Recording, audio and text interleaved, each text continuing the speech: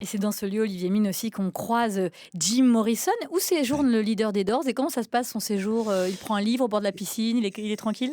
Non, pas vraiment, voyez-vous. C'est quelqu'un qui soit se retrouve tout d'un coup en pleine journée sur le Sunset Boulevard, en train de faire à se prendre pour un toréador et à jouer la corrida avec les voitures qui passent.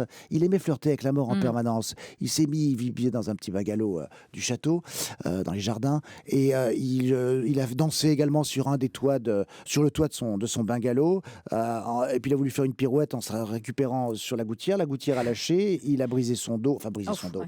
Son dos n'a pas été cassé, mais en tout cas fameusement blessé. Ce qui d'ailleurs, c'est quelques années à peine avant sa mort, avait fait dire à l'un des membres du groupe des Doors, tu as sans doute là brûlé ta dernière vie. Et il n'avait pas cru si bien dire, puisque 3 ans plus tard ou 4 ans plus tard, Jim Morrison mourait à Paris. Olivier Mine, autre client célèbre et autre client un peu frappé, on peut dire, c'est l'aviateur, réalisateur aussi de cinéma Howard Hughes.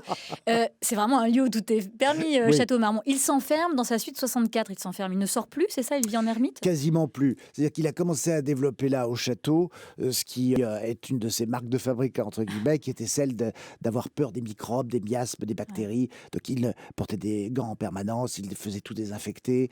Mais là, c'était davantage parce que c'était un point stratégique. Les fenêtres de son penthouse lui permettaient d'avoir une vue directe sur la piscine, où là, des naïades se prélassaient, sachant très bien que le monsieur était à sa fenêtre. À 14 heures tapantes, les rideaux s'ouvraient et c'était le signal donné à la piscine. Et donc, à partir de ce moment-là, toutes les jeunes filles se prélassaient, faisaient des contorsions pour essayer de montrer à quel point elles avaient du talent. Il faisait appeler par le téléphone de la piscine. Il repérait l'une ou Ouais. l'autre. À la couleur du maillot de bain, il demandait qu'elle monte pour auditionner.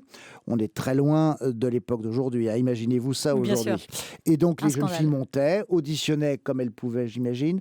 Et puis certaines, croyant au contrat salvateur, attendaient. Je crois qu'elles attendaient d'ailleurs toujours. Et puis d'autres ont parfois eu, on va dire, un petit rôle, si ce n'est une silhouette dans un Mais il y film. avait aussi des femmes de caractère dans cet hôtel Oui. Marmont, ce château Marmont. Jean Harlow, par exemple, qui entre plusieurs hommes, c'est ça, à l'accueil? Oui, Jean Harlow est quelqu'un qui a été une immense vedette. C'était la Marilyn Monroe des années 30. D'ailleurs, Marilyn Monroe s'est inspirée de Jean Harlow, à la fois pour la coiffure, pour la couleur des cheveux, pour la manière dont Jean Harlow se mouvait devant la caméra.